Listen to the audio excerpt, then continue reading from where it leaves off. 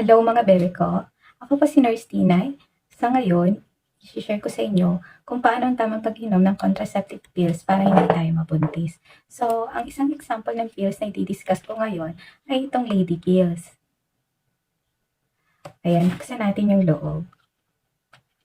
Ang lady pills is composed of 28 tablets with ethinyl, estradiol, levonorgestrel with 30 micrograms slash 150 microgram tablet, hormonal contraceptive. So, open natin yung loob.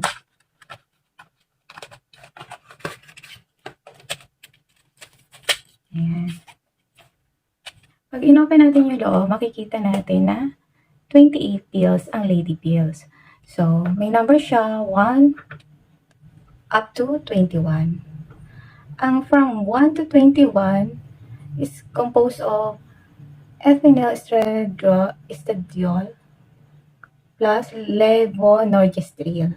So, itong from 22 to 28 or the white pills is composed of lactose 40 milligrams only. Ayan. Ayan. So, ngayon, pag-uusapan natin kung paano ang tamang pag-inom ng contraceptive pills. So, sa mga bagong iinom pa lang ng contraceptive pills, kailangan meron kayong regla para alam natin na hindi kayo buntis. Pwede rin naman sa walang regla, basta magbaback up method kayo within 7 days or pwede mag-abstain from sex. Ayan. Yung mga backup method na pwede natin gamitin is the condom. So, yun yung pinaka-safe kasi alam natin na safe method siya. Ang interval sa pag-inom ng bawat pills ay dapat exact 24 hours. 24 hours, halimbawa, 7 p.m. ka ng gabi uminom. On the next day, dapat 7 p.m. ka rin iinom. Medyo mahirap siya, pero dapat gawa natin ng paraan. For example, mag-set tayo sa cellphone natin ng i-alarm natin siya every 7 p.m. para hindi natin siya makakalimutan. Ayan. So, ubusin muna ang 7 white pills bago mag-start ng bagong pack. So, makikita natin dito, yung white pills is the lactose. Ayan.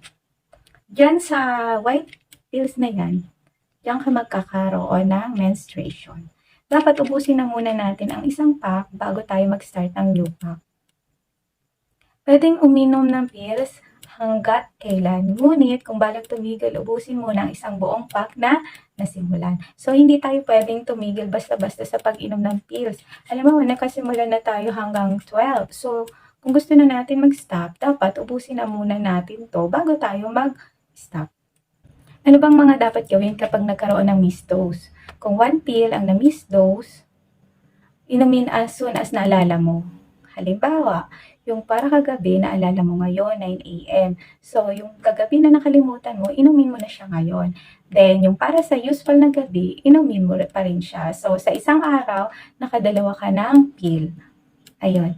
Tapos, kung ang na-miss mo naman is 2 or more doses, inumin ang latest at i-discard ang iba. Halimbawa, nakalimutan mo, inumin mo yung isa, disregard mo yung dalawa.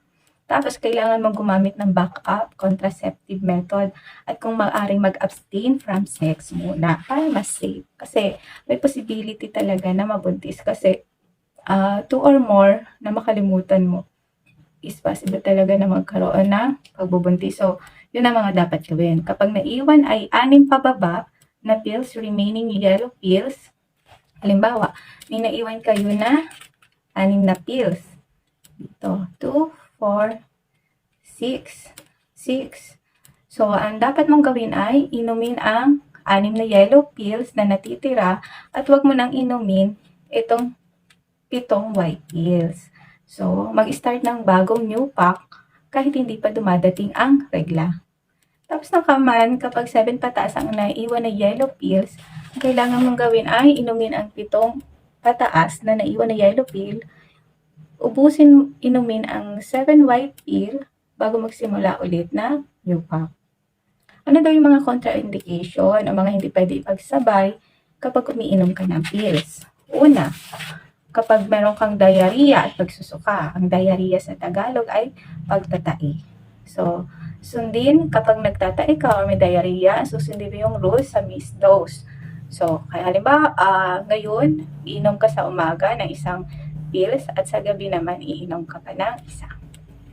Mga gamot na di dapat isabay sa pills. Una, antacid.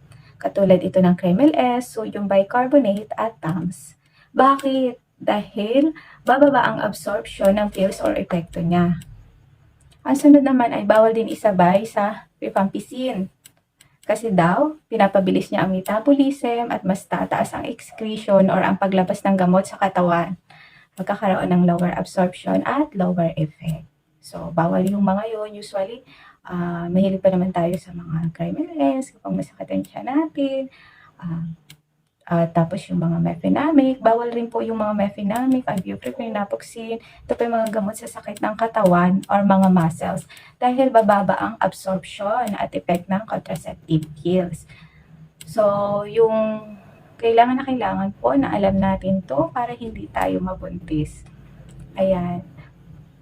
Sana may natutunan kayo.